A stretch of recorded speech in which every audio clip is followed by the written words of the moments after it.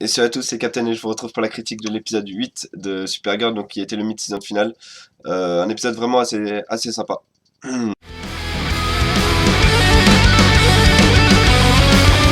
you're a freak like me, wave your flag. If you're a freak like me, get off your ass. It's our time now to let it all hang out. So shout if you're a freak like me. Don't apologize, they can hold you down. You were born to rise.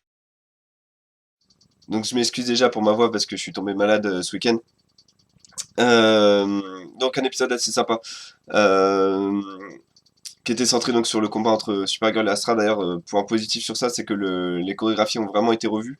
Et enfin, plus que revues, même là, j'ai l'impression que c'était un dérivé de Man of Steel. Donc c'est-à-dire qu'il y avait quasiment plan pour plan les mêmes, c'est-à-dire ce plan où il y a la caméra qui est au niveau de l'épaule de Supergirl et elle se rapproche de plus en plus pour donner le coup de poing en volant.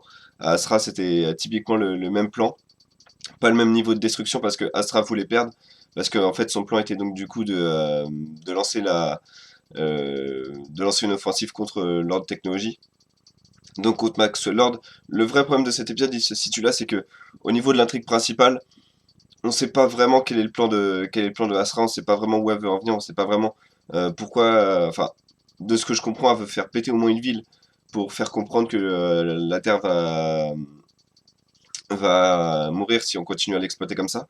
Mais, euh, mais pourquoi s'en prendre à Lord Technology? Est-ce que lui, il a une machine qui permet de faire péter une ville ou pas? Voilà, le problème, c'est qu'on sait pas vraiment pourquoi il s'attaque tous les Kryptoniens s'attaquent à cette ville-là. D'ailleurs, est-ce que c'est tous les Kryptoniens ou pas? J'ai l'impression qu'il y avait des pouvoirs qui étaient pas forcément, qui venaient pas forcément de Krypton. Donc ça sera assez intéressant de voir ça par la suite. J'ai l'impression qu'en fait, on nous mettait en scène les ennemis que Supergirl va devoir affronter dans les futurs épisodes de la saison 1. Désolé. À commencer par donc le mari de Astra qui est probablement le premier qui va. Est-ce qu'il va tomber ou pas? Est-ce que ça va être le premier meurtre de Supergirl? Ça va être assez intéressant de voir la suite de leur combat. Dans l'épisode 11, j'ai trouvé que enfin dans l'épisode 9, pardon, j'ai trouvé que le cliffhanger était un peu arrêté en plein milieu du combat, comme ça c'était pas top, mais c'est toujours mieux que le cliffhanger de Flash où il y en a pas en fait, et le cliffhanger de Arrow où il y en a pas parce qu'on sait que Felicity est toujours en vie. Euh, Autre point positif, j'ai trouvé que la colère de Kara était bien retranscrite. Le fait également, voilà, que j'allais complètement oublier que Kat Grant découvre l'identité de Supergirl avec, enfin, en ajoutant les points et les points B, c'est-à-dire il y a ça, il y a les coïncidences, quoi, en ajoutant les coïncidences, comme quelqu'un de sensé au final le ferait au bout d'un moment. Ça, c'était vraiment sympa.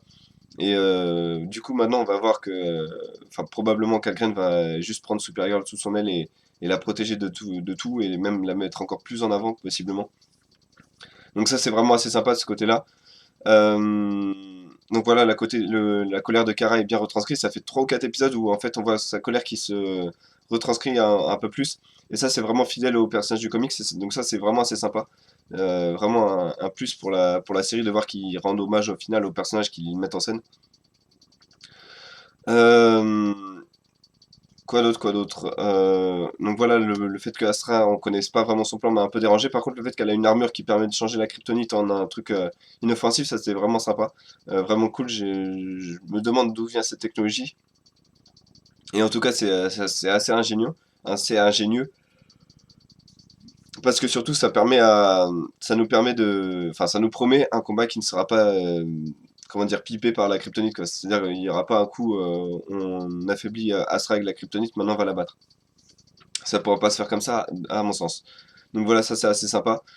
Euh, Tout le combat entre les humains et les kryptoniens est assez également plutôt bien fait parce qu'on voit enfin des personnages mourir, j'ai l'impression.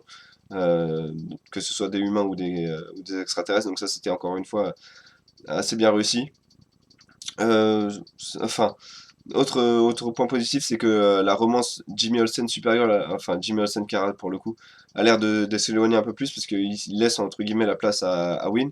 Et ça c'est assez sympa parce que je trouve que le personnage de Win est beaucoup plus intéressant, enfin a beaucoup plus d'accroche avec le personnage de Kara, au moins pour l'instant. Donc autant mettre les deux ensemble, à mon sens, plutôt que de forcer encore une fois une romance enfin, qui n'a aucun accroche, qui est juste là parce qu'on a décidé au début que ça serait là, et parce que ça paraissait logique. Non, là pour l'instant, ce qui est logique, c'est que Win et Kara ont l'air d'avoir beaucoup plus d'atomes crochus que Kara et Jimmy Olsen. Toute la partie humaine avec Cal Grant qui a un fils caché, etc. Ça c'était, enfin c'était juste pour l'intrigue humaine, c'est-à-dire c'était juste voilà pour qu'encore une fois Kara aide Cal Grant à se sortir de la merde. Donc ça c'était, enfin c'était juste dans le noyau de l'épisode, c'est-à-dire que c'est pas un bon, c'est pas un mauvais, c'était juste pour que l'épisode fonctionne. Et ça m'a pas beaucoup plus choqué que ça, donc pas grand-chose à dire de ce point de vue-là. Donc j'en arrive à la note, je vais mettre un 8,5 à cet épisode parce que vraiment c'est encore une fois un épisode qui confirme que la série a trouvé, a trouvé sa juste mesure et a trouvé son rythme de carburation et franchement c'est actuellement je pense que c'est une des meilleures séries de super-héros et j'ai vraiment pas peur de le dire. Je pense que le run, la 6, 7, 8 de Supergirl est quasiment au niveau voire même à mon sens au-dessus de Arrow et Flash sur leur épisode 7, 8, 9. Donc vraiment très agréable de voir cette série, très agréable de la suivre, très agréable de la voir se transformer, de l'avoir changé. Et puis bah voilà, encore une fois un bon épisode, un bon mid-season final, pardon. Et voilà, c'est tout ce que je voulais dire. Donc je vous donnerai rendez-vous pour... je sais pas combien de temps tient la pause de Supergirl dure, j'avais entendu dire que c'était 2 semaines, mais ça me paraît pas beaucoup. Je pense que ça va arriver aux alentours de mi-janvier. Donc je ferai une vidéo assez rapidement pour faire le top des séries d'essai, donc les 3 que je suis tout simplement parce que je ne suis plus Gotham. Pardon. Et bah voilà, donc je ferai le top sur la chaîne dans les jours qui arrivent, si ma voix le permet. Et puis bah moi je vous donne rendez-vous pour ces vidéos-là, pour des vidéos sur Arrow, sur Flash et sur Legend of Tomorrow, sur Batman v Superman, sur Suicide Squad, toutes les séries d'essais, tous les films d'essais, tous les comics d'essais seront sur la chaîne. Donc je vous donne rendez-vous pour ces vidéos-là. Je suis désolé pour ma voix encore une fois. Et puis je vous dis à bientôt.